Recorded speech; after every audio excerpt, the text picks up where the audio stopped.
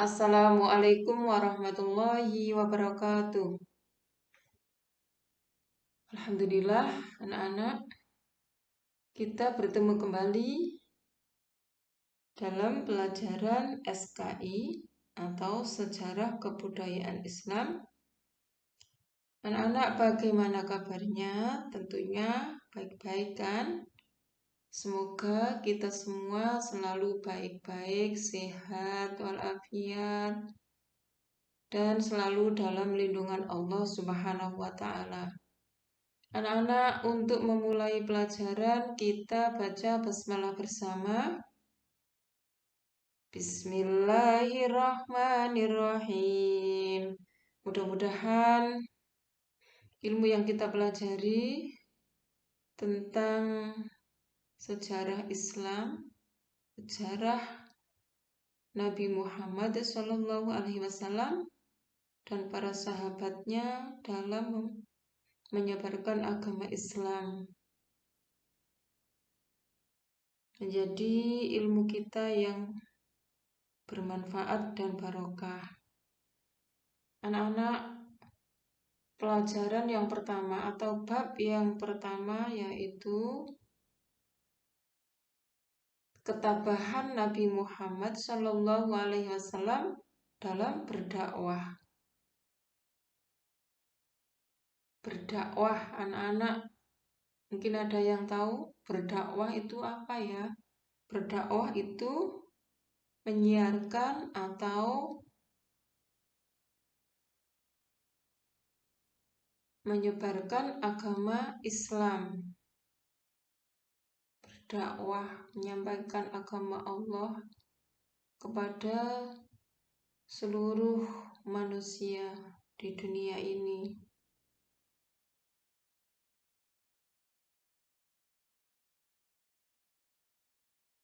Masa awal dakwah Nabi Muhammad SAW.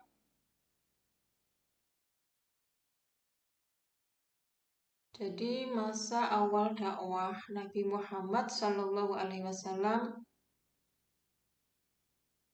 ada yang secara sembunyi, yaitu berdakwah secara sembunyi-sembunyi. Sembunyi-sembunyi itu berarti tidak diketahui oleh banyak orang. Sejak Nabi Muhammad SAW menerima wahyu kedua di Makkah, surat Al-Muddatsir ayat 1-7, dalam ayat ini Allah memerintahkan beliau mulai berdakwah. Di awal dakwahnya hanya terbatas kepada keluarganya dan dilakukan secara sembunyi-sembunyi di rumah Arqam bin Abil Arqam. Mereka yang masuk Islam dalam dakwah secara sembunyi-sembunyi antara lain ada Khadijah binti Khuwailid atau istri Rasulullah, adalah perempuan yang pertama masuk Islam. Ada Ali bin Abi Thalib, sepupu Nabi Muhammad SAW, yang termasuk anak-anak ya, waktu masuk Islam itu anak-anak. Ada Abu Bakar As-Siddiq, sahabat Nabi yang pertama masuk Islam. Ada Zaid bin Harisah dari golongan budak. Jadi yang masuk secara sembunyi antara lain Khadijah binti Khuwailid, Ali bin Abi Thalib, Abu Bakar As-Siddiq, Zaid bin Harisah.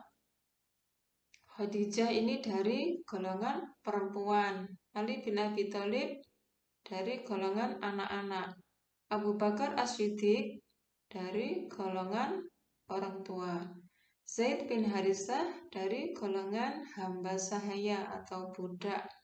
yang masuk Islam.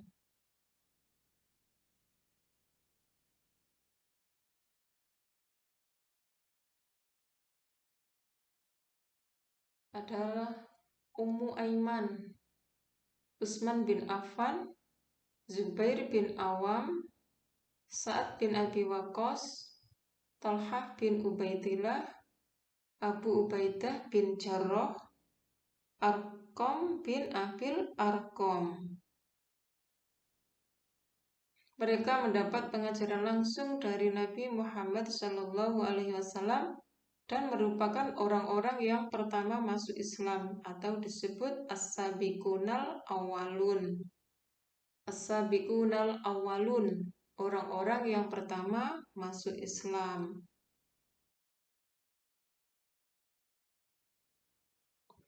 Berdakwah secara terang-terangan. Yang pertama berdakwah secara sembunyi-sembunyi, yang kedua berdakwah secara terang-terangan. Setelah 3 tahun lamanya Nabi Muhammad SAW menjalankan dakwah secara sembunyi-sembunyi, suatu hari beliau mendapat perintah untuk berdakwah secara terang-terangan, yaitu dengan turunnya surah Al-Hijr ayat 94. Ayat 94. Surat Al-Hijr ayat 94. Itu perintah Allah untuk Rasulullah atau Nabi Muhammad berdakwah secara terang-terangan, yang berbunyi Fasda' bima tu'maru wa a'rid anil musyrikin. Fasda' bima tu'maru wa a'rid anil musyrikin.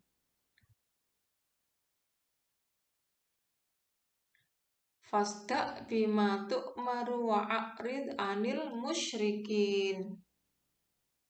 Artinya, maka sampaikanlah olehmu secara terang-terangan segala apa yang diperintahkan kepadamu dan berpalinglah dari orang-orang yang musyrik.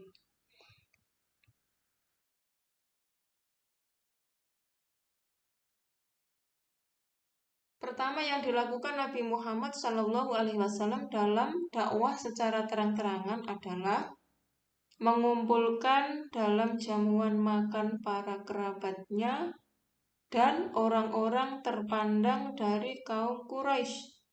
Mereka diajak untuk menyembah Allah Subhanahu wa Ta'ala, berbuat baik terhadap sesama, dan tidak boleh saling bermusuhan. Hanya sebagian kecil yang menerima ajakan Nabi Muhammad SAW dan sebagian besar menolaknya, termasuk pamannya yang bernama Abu Lahab. Secara keras menolak, bahkan mengancam akan memusuhi Nabi Muhammad SAW. Jadi dalam dakwah Nabi, yang menerima ajakan Nabi Muhammad SAW itu hanya sebagian kecil. Yang sebagian besarnya itu menolak, termasuk pamannya sendiri, yaitu Abu Lahab. Abu Lahab secara keras menolak, bahkan mengancam akan memusuhi Nabi Muhammad SAW, keponakannya sendiri.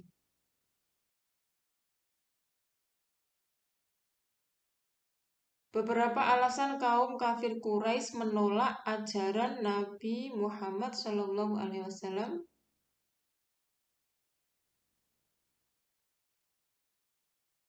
Satu, persaingan merebut kekuasaan. Pada masa itu terjadi perebutan kekuasaan antar suku.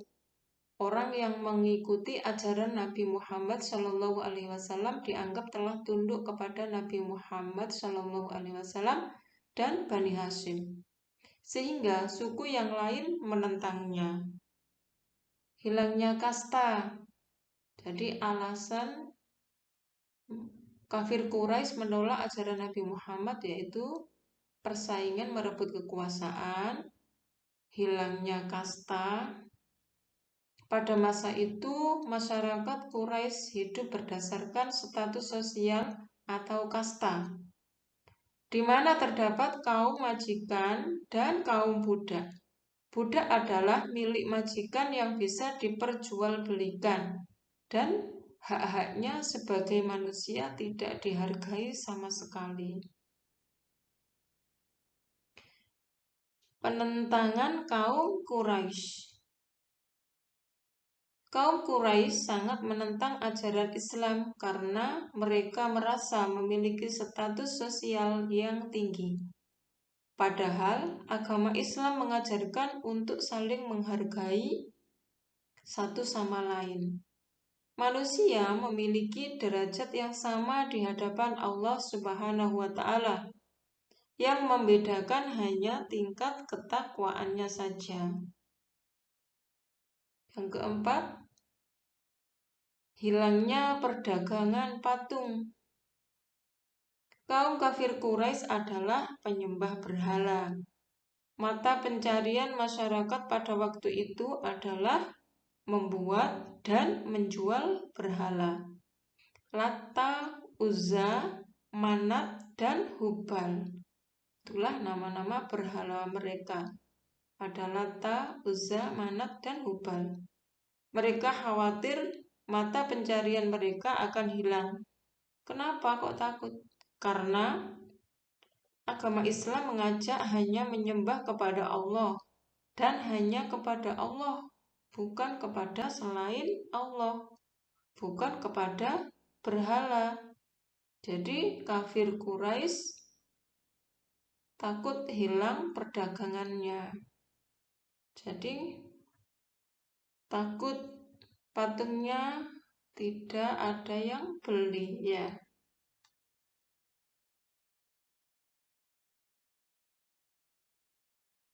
Ketabahan Nabi Muhammad SAW dalam berdakwah, dalam menyampaikan atau menyebarkan agama Islam. Jadi ketabahan Nabi Muhammad dalam menyiarkan Islam atau menyebarkan agama Islam. Satu, ketabahan atas ancaman paman Nabi Muhammad SAW. Siapa pamannya? Yaitu Abu Lahab. Ya, pamannya yang menentang Nabi Muhammad itu Abu Lahab. Abu Lahab adalah paman Nabi yang selalu merintangi, mengancam, dan menentang dakwah Nabi Muhammad SAW. Abu Lahab terkenal sebagai orang yang gigih menentang dakwah Nabi Muhammad SAW. Demikian juga istrinya. Ia sering meletakkan duri-duri di sepanjang jalan yang dilalui Nabi Muhammad. Hal itu dilakukan agar Nabi Muhammad merasa kesakitan kakinya apabila melewati jalan tersebut di waktu fajar atau waktu pagi untuk sholat ke masjid. Jadi Abu Lahab itu merintangi atau menentang dakwah Nabi. Begitu juga dengan istrinya. Istrinya sering meletakkan duri-duri di jalan yang akan dilalui Nabi Muhammad. Dia menginginkan Nabi Muhammad kesakitan kakinya ketika melewati jalan yang ditaruh duri-duri tersebut. Ketika Nabi akan ke masjid untuk melakukan sholat.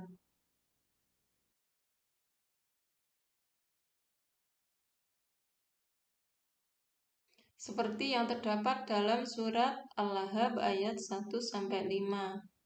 Jadi disebutkan dalam surah Al-Lahab ayat 1-5 tentang Abu Lahab dan istrinya.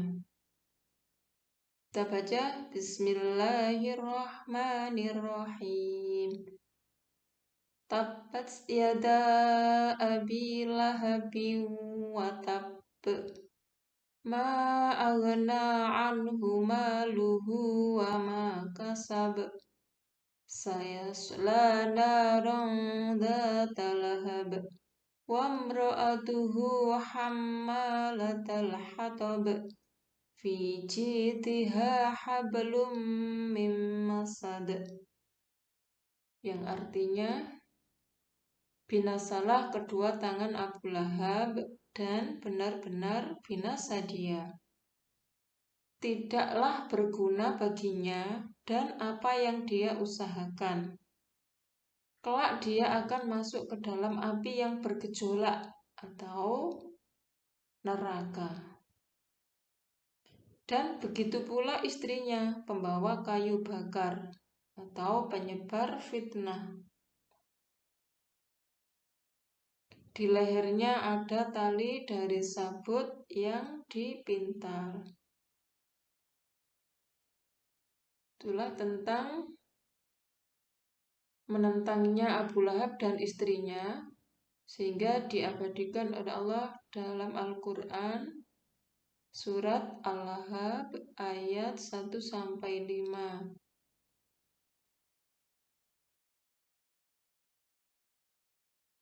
Ketabahan atas para penguasa Makkah. Para penguasa Makkah tidak ingin melihat Nabi Muhammad SAW bertambah pengikutnya. Mereka mengadakan pertemuan di Darun Nadwah. Darun Nadwah itu adalah tempat untuk pertemuan penguasa Makkah yang memutuskan untuk merintangi dakwah Nabi Muhammad dengan cara menyebarkan kebohongan agar orang jangan sampai mengikuti dakwah dan menjauhkan diri dari Nabi Muhammad SAW.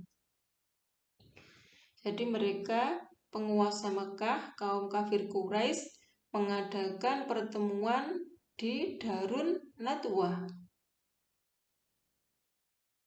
untuk merintangi dakwah Nabi Muhammad SAW dengan menyebarkan kebohongan. Dikatakannya kalau Nabi itu pembohong, ya, agar orang-orang tidak mengikuti Nabi Muhammad SAW dan menjauhi Nabi Muhammad SAW. Kaum Quraisy menyuruh Abu Thalib agar memerintahkan Nabi Muhammad menghentikan dakwahnya dan mereka akan memberi imbalan kepada Abu Thalib kalau ia tidak menghalangi rencana mereka untuk membunuh Nabi SAW. Tapi hal itu ditolak Abu Thalib. Jadi kaum Quraisy sampai menyuruh Abu Thalib untuk memerintahkan Nabi Muhammad, keponakannya, ya, agar berhenti berdakwah.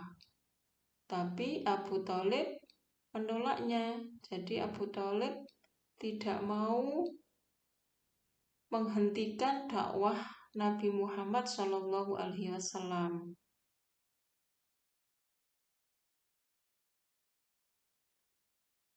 Ketabahan atas siksaan kaum kafir Quraisy. Jadi ketabahan Nabi Muhammad SAW atas siksaan dari kaum kafir Quraisy.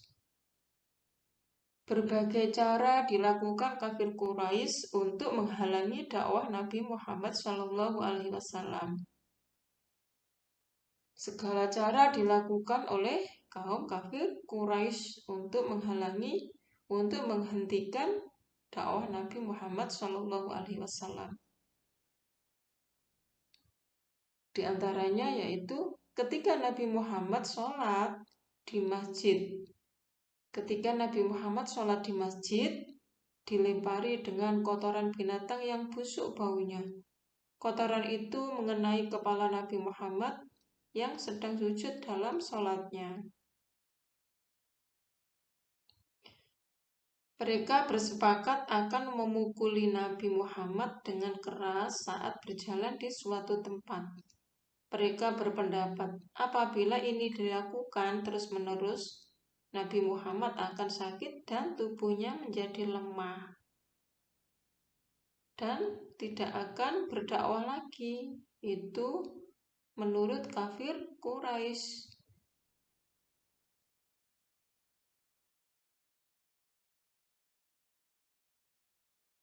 Ketabahan atas pemboikotan yang dilakukan Bani Hasyim. Apa itu pemboikotan? Pemboikotan artinya yaitu bentuk atau wujud protes sekelompok orang.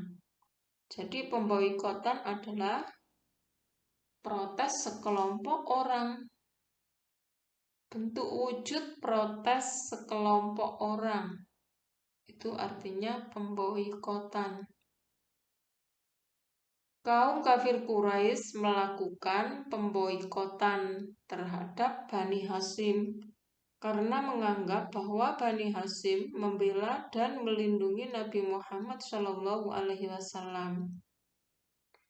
Isi pemboikotan itu adalah sebagai berikut.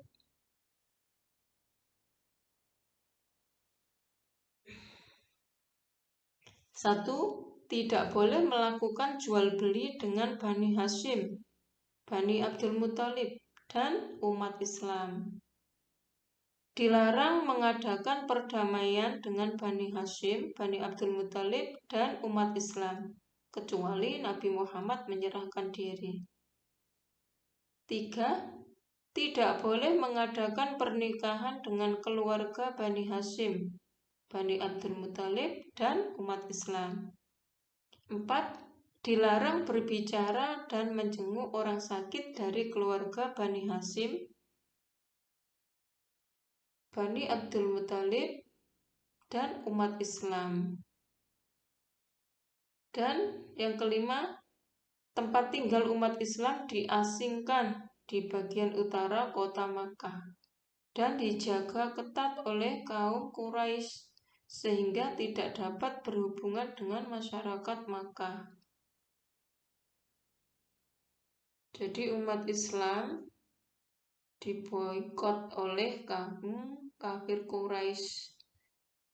Tidak boleh melakukan jual beli, tidak boleh mengadakan perdamaian, tidak boleh mengadakan pernikahan, tidak boleh berbicara dan menjenguk orang sakit, dari keluarga Bani Hasyim, Abdul Muthalib, dan umat Islam. Tempat tinggal umat Islam juga diasingkan di bagian utara kota Makkah.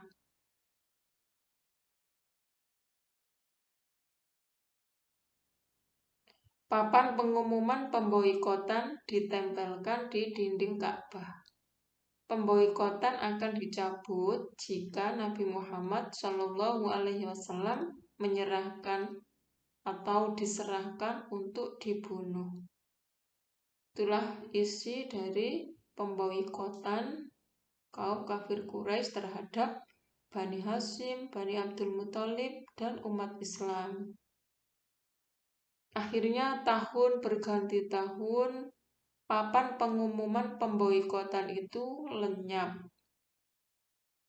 atau habis dimakan rayap. Bersama lenyapnya papan pengumuman pemboikotan itu, berakhirlah pemboikotan terhadap Bani Hasyim. Dalam kenyataannya, pemboikotan pada saat itu tidak mampu memaksa umat Islam untuk meninggalkan agamanya. Jadi umat Islam tidak mau meninggalkan agamanya walaupun kaum kafir Quraisy sampai mengasingkan, sampai mengadakan pemboikotan agama umat Islam tetap dipegang teguh ya, dan setia kepada Nabi Muhammad SAW. Tidak takut kepada kaum kafir Quraisy, tidak takut disiksa kaum kafir Quraisy, tidak takut dibenci oleh kaum kafir Quraisy. Umat Islam terus setia kepada Nabi Muhammad dan mengikuti agama Islam. Ketabahan mereka dalam membantu dan membela Nabi Muhammad SAW untuk menyiarkan agama Islam patut kita contoh.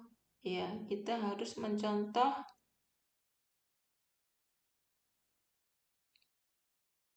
para sahabat dalam setia dan mengikuti Nabi Muhammad, mengikuti agama yang diajarkan oleh Nabi Muhammad, yaitu agama Islam, agama dari Allah Subhanahu wa Ta'ala, agama yang akan mengarahkan kita menuju jalan yang diridhoi oleh Allah Subhanahu wa Ta'ala. Ketabahan para sahabat Nabi Muhammad SAW dalam berdakwah. 1. Ketabahan Khadijah binti Khuwailid. Siapa ya Khadijah binti Khuwailid? Yaitu istri Nabi Muhammad SAW. Khadijah selalu mendukung perjuangan Nabi Muhammad dengan harta benda, jiwa, dan raga. Kaum kafir Quraisy menyuruh Khadijah membujuk Nabi Muhammad menghentikan dakwahnya. Namun Khadijah menolaknya. Jadi kaum kafir Quraisy itu membujuk Khadijah agar mau menghentikan dakwahnya, agar Nabi Muhammad mau menghentikan dakwahnya orang-orang kafir sampai membujuk Khadijah untuk merayu Nabi Muhammad agar mau menghentikan dakwahnya. Tapi Khadijah tidak mau, Khadijah menolaknya. Tidak mau menghentikan dakwah Nabi Muhammad SAW. Kaum kafir Quraisy jadi tak henti-hentinya menghina, mengolok-olok, dan mencaci maki Khadijah dalam berbagai kesempatan. Karena Khadijah tidak mau membujuk Nabi Muhammad untuk menghentikan dakwahnya. Jadi Khadijah setiap hari tak henti-hentinya dihina, diolok-olok, dan dicaci maki oleh kaum kafir Quraisy. Tapi Khadijah tetap setia kepada Nabi Muhammad dan setia menemani Nabi Muhammad dalam berdakwah.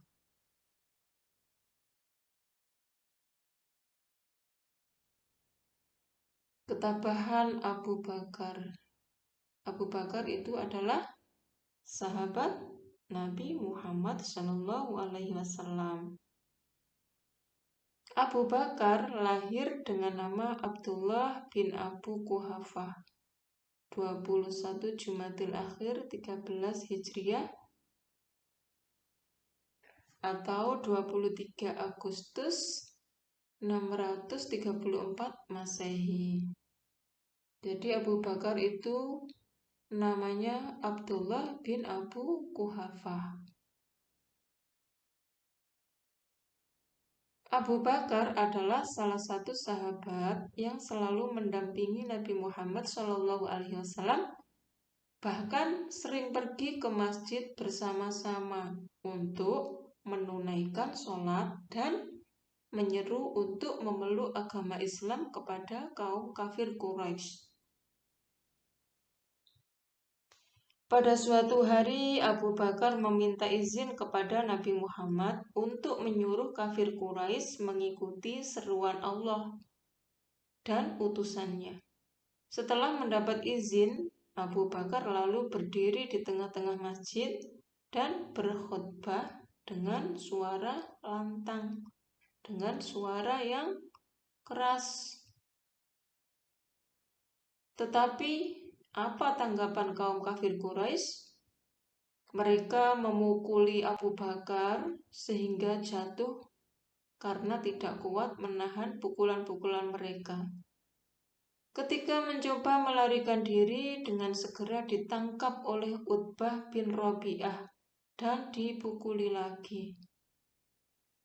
Itulah tanggapan kaum kafir Quraisy ketika Abu Bakar berkhutbah menyeru untuk mengajak masuk Islam.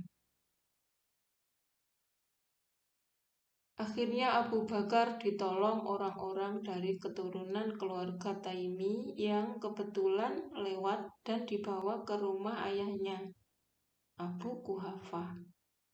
Dengan izin Allah, tidak berapa lama sembuhlah luka-luka Abu Bakar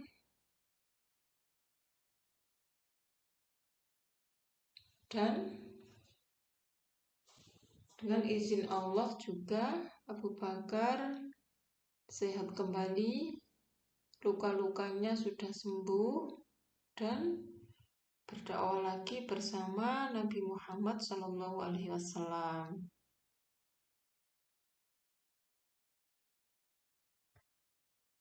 Ketabahan keluarga Sumayyah.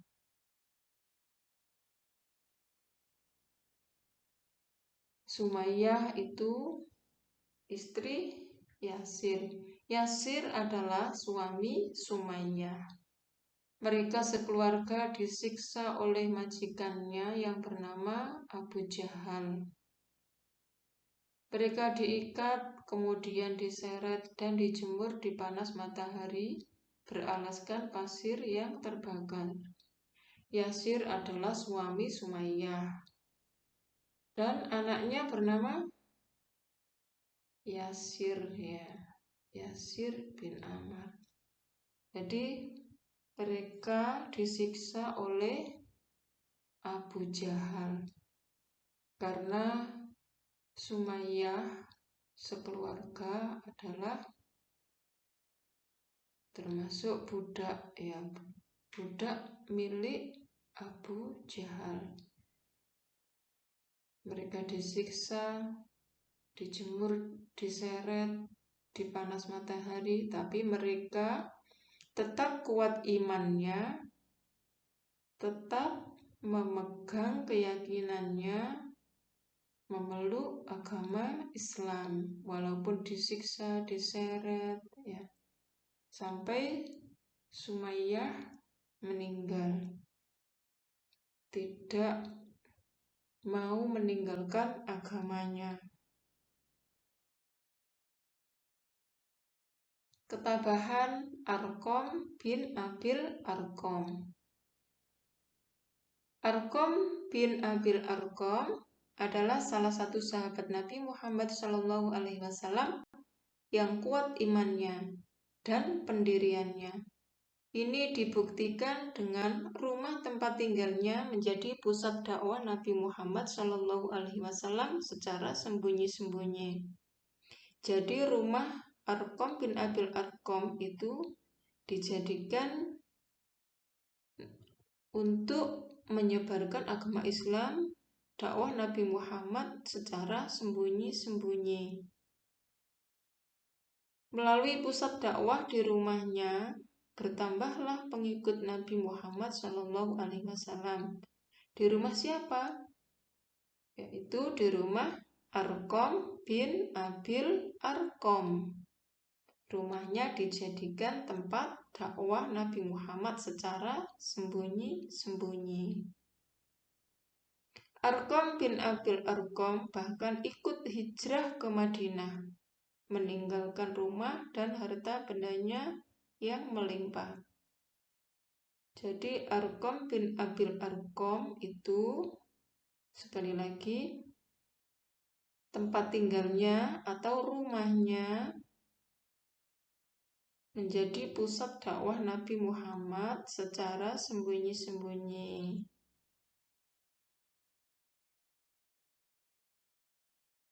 Ketabahan Bilal bin Rabah. Anak-anak mungkin pernah dengar ya nama Bilal. Ya, di masjid biasanya Bilalnya siapa ya? Berarti yang azan siapa gitu maksudnya. Jadi Bilal bin Rabah itu adalah sahabat Nabi yang menjadi muadzin atau tukang azan pada zaman Rasulullah, pada zaman Nabi Muhammad SAW. Bilal bin Rabah adalah hamba sahaya berasal dari Abyssinia atau Ethiopia. Dia dibeli oleh Umayyah bin Khalaf, salah satu pemuka kafir Quraisy dan penantang dakwah Islam. Menentang dakwah Islam. Bilal bin Rabah merasa tertarik untuk mengikuti dakwah Nabi Muhammad SAW dan menyatakan diri sebagai seorang Muslim. Jadi Bilal masuk Islam. Umayyah bin Khalaf sangat marah mendengar berita itu. Mendengar berita kalau Bilal sudah masuk Islam, Umayyah bin Khalaf marah sekali. Dia menyiksa dan memaksa Bilal bin Rabah agar kembali kepada kepercayaan menyembah berhala. Jadi mulanya Bilal adalah penyembah berhala, tapi sudah masuk Islam. Bilal dicambuk berkali-kali. Bekas cambukan merata di tubuhnya. Beliau menahan sakit sambil berucap, Ahad, Ahad, Ahad. Umayyah lalu menjemur Bilal di panas terik matahari. Kemudian di atas perutnya diletakkan batu besar. Akan tetapi siksaan itu tidak sedikit pun mampu mempengaruhi akidah yang dianutnya. Jadi Bilal disiksa oleh Umayyah, diseret, dijemur di panas matahari. Bilal hanya berucap Ahad, Ahad, Ahad. Itu maksudnya adalah Allah ya. Jadi disiksa sampai di perutnya ditaruh batu yang sangat besar.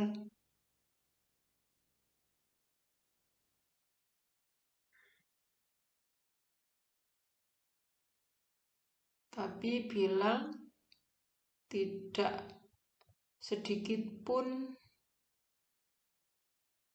takut, tidak sedikit pun akan goyah keimanannya. Bilal bin Rabah tetap beragama Islam, tidak mau keluar dari agama Islam.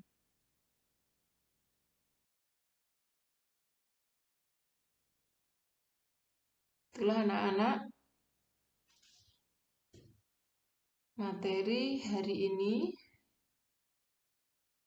Ini ada tambahan untuk pengetahuan yang akan disampaikan di sini karena akan menjadi pengetahuan anak-anak. 1. Waraqah bin Naufal adalah sepupu Khadijah rajin mempelajari kitab Injil. Karena Warokoh beragama apa? Nasrani. Tugas Nabi Muhammad SAW dijelaskan Allah dalam surat Al-Anbiya ayat 107. Tugas Nabi Muhammad adalah sebagai rahmatan lil alamin.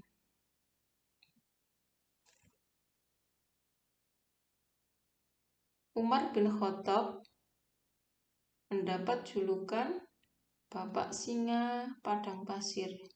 Jadi yang mendapat julukan Bapak Singa Padang Pasir adalah sahabat Umar bin Khattab. Amul Husni artinya tahun kesedihan.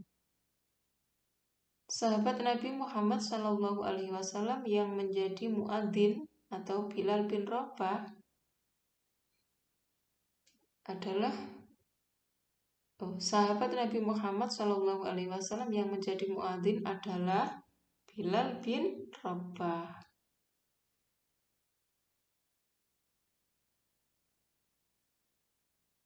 Utusan kaum kafir Quraisy yang membujuk Nabi